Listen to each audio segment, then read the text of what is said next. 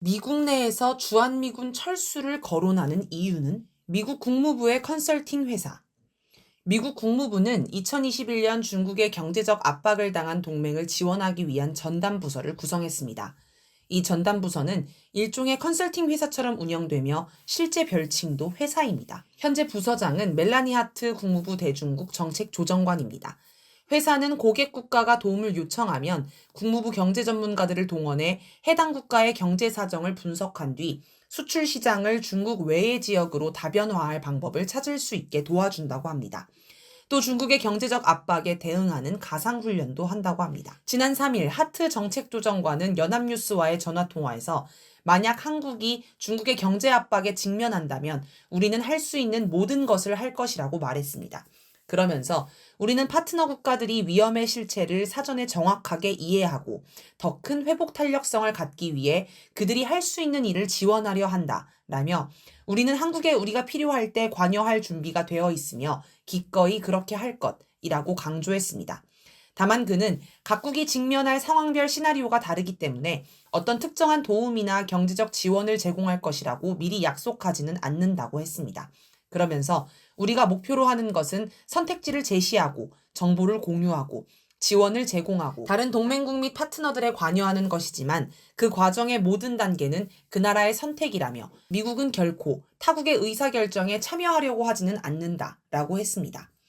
2016년 사드 사태 때 한국은 중국의 경제적 압박을 받았습니다. 사드는 미국이 필요해서 배치한 것이지만 피해는 고스란히 한국 몫이었습니다.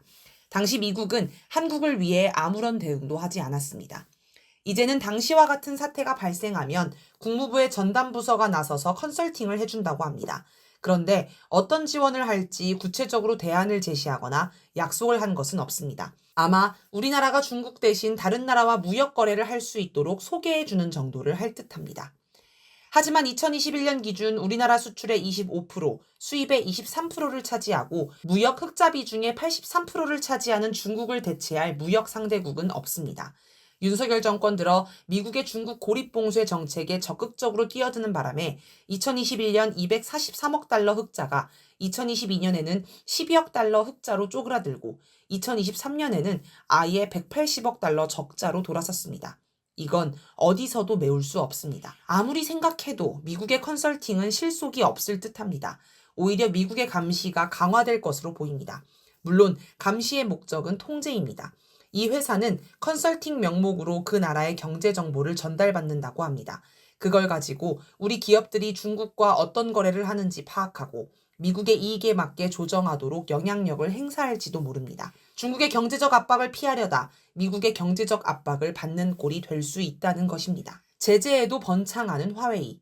지난 8일 파이낸셜 타임스는 미국 정부가 자국 기업인 인텔과 퀄컴에 중국 업체 화웨이에 대한 반도체 수출 허가를 취소했다고 보도했습니다. 화웨이가 최근 인텔의 인공지능 반도체를 탑재한 노트북을 공개하자 꺼낸 추가 규제 카드입니다. 미국은 중국의 반도체 산업을 고사시키기 위해 각종 제재를 가하는 고립 봉쇄 정책에 따라 5년 전 화웨이에 대한 반도체 공급 금지 조처를 내렸습니다. 하지만 중국의 반도체 수출을 해오던 자국 업체의 반발에 밀려 인텔, 퀄컴이 일부 제품을 공급하도록 까다로운 조건을 걸고 특별 허가를 해줬습니다. 그런데 지난달 화웨이가 출시한 인공지능 노트북 메이트북 X 프로에 인텔의 코어 울트라 9 반도체가 탑재된 게 논란이 됐습니다. 이 반도체는 인공지능 연산을 할 수 있습니다. 미국 의회는 즉각 상무부의 제재 강화를 요구했습니다. 인텔은 우리는 모든 법과 규정을 엄격히 준수하고 있다라고 해명했지만 결국 추가 제재가 이뤄졌습니다. 미국이 중국의 반도체가 들어가지 못하게 철저히 틀어막는 이유가 있습니다. 미국의 제재에도 중국의 기술이 날로 비약하기 때문입니다. 특히 화웨이는 지난해 8월 7나노미터급 반도체를 탑재한 스마트폰을 출시해 미국 정부가 부랴부랴 경위 파악에 나서기도 했습니다. 중국은 7나노미터급 반도체를 생산할 기술이 없다던 기존 인식을 뒤집은 사건이었습니다. 또 스마트폰 운영체제인 안드로이드 사용이 막히자 화웨이가 독자 운영체제인 하모니를 출시해 2년 만에 점유율을 4%까지 끌어올리기도 했습니다. 화웨이는 미국의 제재 속에서도 지난해 세계통신장비 시장 점유율 1위를 지켰고 중국의 Z도 4위를 차지했습니다. 이번 사태를 통해 미국의 대중국 반도체 제재가 악순환에 빠졌음을 엿볼 수 있습니다. 미국은 일단 중국 반도체 시장을 틀어막았습니다. 그러자 미국 반도체 기업이 수출을 못해 힘들어집니다.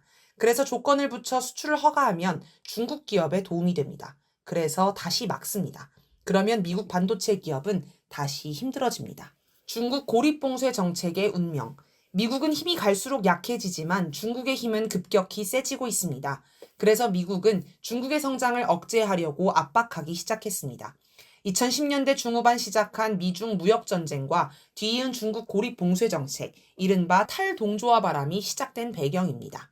미국은 2018년 중국 수입품 818종에 25%의 보복관세를 부과하며 무역전쟁을 개시했습니다. 또 화웨이와의 모든 거래를 중단시켰습니다. 중국산이 들어간 제품에 불이익을 주는 인플레이션 감축법도 만들었습니다. 미국은 자국의 동맹국을 비롯해 세계 각국에도 중국 고립봉쇄 정책을 강요했습니다. 예를 들어 미국의 반도체 공장을 짓도록 삼성전자를 압박하면서 중국의 투자를 멈춰야 보조금을 주겠다고 합니다. 반도체 기술은 하루가 다르게 발전하기 때문에 투자를 멈추면 결국 도태되어 망하게 됩니다. 삼성전자 처지에서 보면 중국 시장을 포기할지 미국 시장을 포기할지 선택해야 합니다. 이런 식으로 미국은 세계 각국의 미국이냐 중국이냐를 선택하라고 강요했습니다. 그런데 미국의 중국 고립봉쇄 정책이 먹히지 않을 정도로 중국이 너무 강합니다. 일단 미국 기업들조차 중국과의 관계를 끊지 못합니다. 미중 무역량은 무역전쟁 때문에 일시적으로 줄었다가 다시 늘어나 2022년에는 아예 사상 최대치를 찍었습니다. 세계 각국도 중국과 거래를 끊을 수 없습니다. 예를 들어 미국의 요구로 유럽 국가들이 중국 통신 장비 사용을 금지하는 법안을 마련했지만 정작 27개국 가운데 10개국만 이를 따른다고 하며 그 10개국도 기존 화웨이 장비 철거에는 소극적이라고 합니다. 그러니 미국이 답답할 만도 합니다. 이미 세계 무역 구조는 미국 중심에서 중국 중심으로 옮겨간 지 오래입니다. 미국이 시키면 죽는 신용도 한다는 한국 역시 중국을 상대하기 힘들기는 마찬가지입니다. 2015년 9월 3일 중국이 전승절을 맞아 사상 최대 열병식을 거행했습니다. 그런데 여기에 이례적으로 박근혜 당시 대통령이 참석했습니다. 미국 눈치를 보느라 친미 국가들이 대부분 국가 사절을 파견하지 않고 반미 국가 위주로만 참석하는 행사였기에 국내외에 파문이 컸습니다. 박근혜가 국내 보수 세력도 반발한 행보를 한 이유는 더 이상 중국과 거리를 두다가 큰일이 날 것 같은 걱정 때문이었을 것입니다. 2017년 11월에는 문재인 당시 대통령이 중국을 방문해 미국의 미사일 방어 체제에 가입하지 않고 사드를 추가 배치하지 않고 한미일 군사동맹을 하지 않는다. 는 이른바 사드 3불 합의를 하기도 했습니다. 국내 보수 세력은 중국과 불평등 외교를 했다. 미국과 사전 협의하지 않았다며 문재인 정부를 맹비난했습니다. 하지만 정부 처지에서 대중국 무역을 생각하면 어쩔 수 없는 선택이었을 것입니다. 그런데 미국은 미중 사이에 끼어서 힘들어하는 한국을 이해하거나 배려할 생각이 없습니다. 사드 3불 원칙을 두고 마이크 코프먼 미 하원 군사위원회 소속 의원은 2017년 12월 1일 매일경제와 서면대담에서 3불 원칙은 트럼프 행정부에 중국이 한미동맹을 틀어지게 할 수 있다는 인식을 심어줬다. 라며 한국의 3불 원칙이 중국의 경제 보복을 완전히 해소할 수 없을 것으로 본다. 라고 했습니다. 자기들이 중국의 경제적 압박 문제를 해결해 줄 것도 아니면서 압박을 줄여보려는 한국의 노력을 두고는 한미동맹에 방해된다.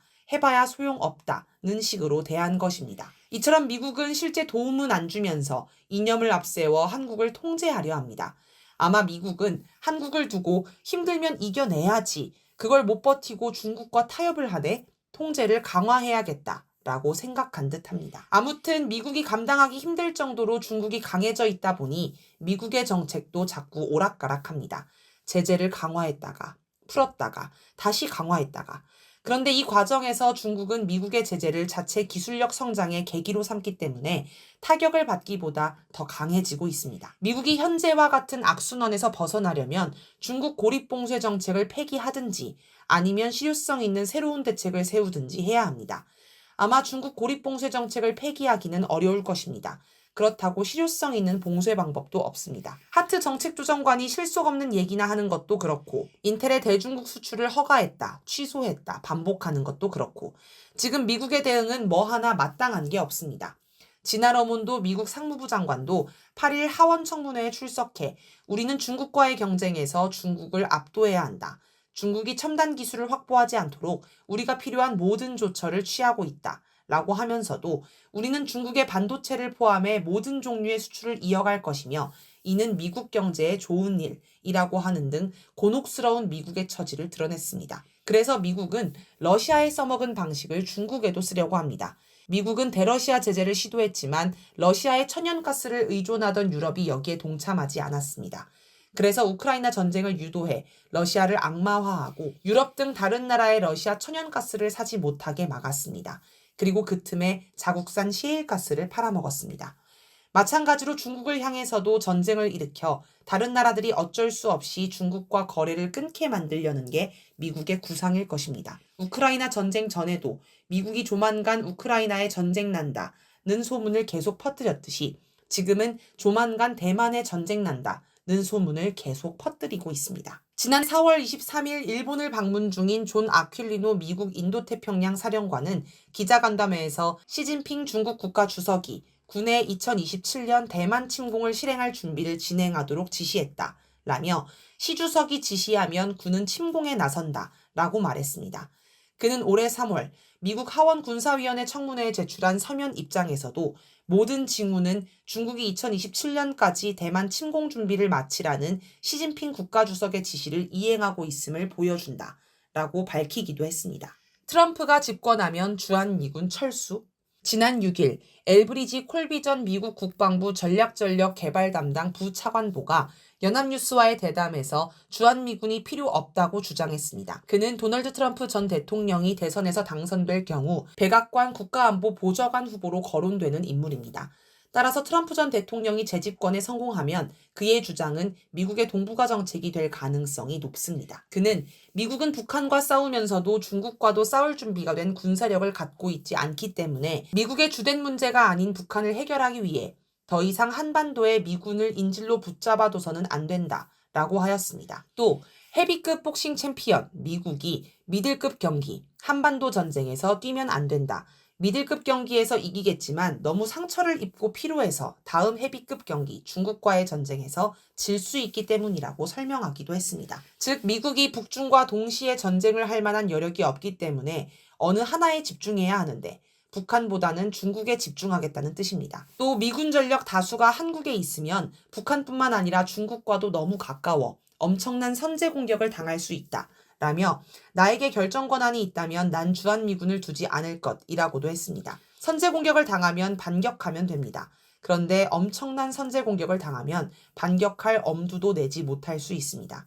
콜비 전 부차관보는 그걸 우려하는 듯합니다. 그의 말을 종합해보면 주한미군을 빼서 중국과의 전쟁에 쓰겠다는 의도로 보입니다. 바이든 때는 러시아와의 전쟁에 집중했는데 트럼프 때는 중국과의 전쟁에 집중할지도 모르겠습니다. 트럼프 전 대통령이 내가 대통령이면 우크라이나 전쟁을 24시간 내 끝낼 수 있다 라며 우크라이나 전쟁을 빨리 끝내야 한다고 자꾸 주장하는 한편 북한과 관계가 좋아 미국이 안전할 것이라고 종종 이야기하는 배경도 여기서 찾을 수 있습니다. 콜비 전 부차관보가 북한 문제를 두고 미국의 주된 문제가 아니다고 한 것도 중국에 집중하기 위한 핑곗거리로 보입니다. 트럼프 전 대통령은 2017년 취임할 때만 해도 북한 문제가 미국 안보의 최우선 과제라며 북미 정상회담까지 추진했습니다. 그런데 지금 북한은 당시보다 더 강력한 전략 무기를 훨씬 많이 개발해 미국을 위협하고 있습니다. 반면 중국은 미국 본토에 핵미사일을 날리겠다는 식의 말을 하지 않고 그걸 우려하는 사람도 없습니다.